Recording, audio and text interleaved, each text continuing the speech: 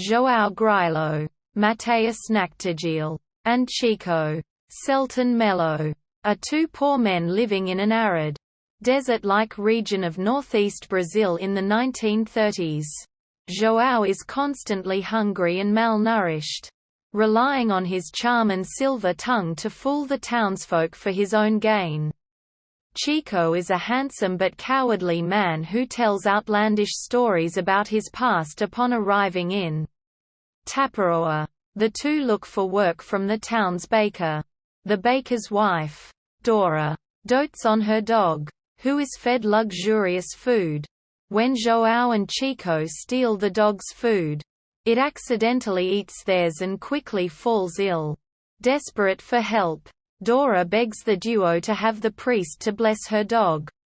João first attempts to convince the priest to bless the dog by saying it is owned by Major Antonio Moraes, a wealthy landowner in the area, and later has the priest perform funeral rites for the dog by saying it left the church money in its will. The bishop, initially infuriated at the priest for this, walks back immediately once he learns he is able to take some of the money.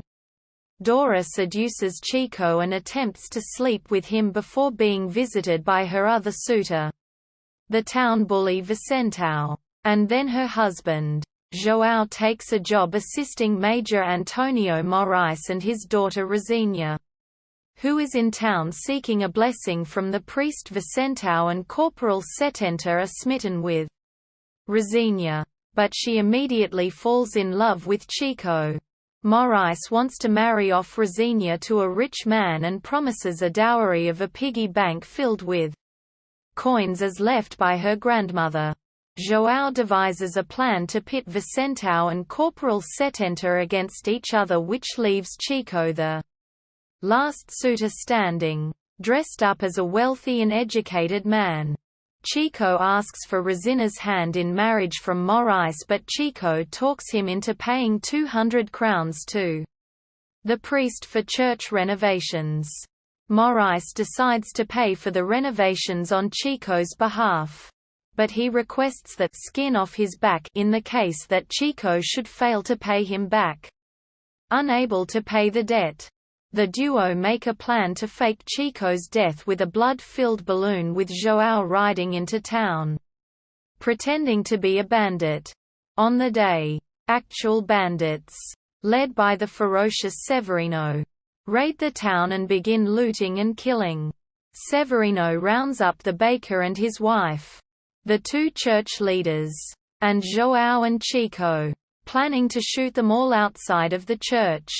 João decides to trick Severino into believing that his harmonica was blessed and now brings people back to life. To convince Severino, he stabs Chico in the blood-filled balloon, and Chico plays dead and then resurrects after João plays the instrument. Severino agrees to be shot and is killed, but João is shot himself while trying to run away from the scene.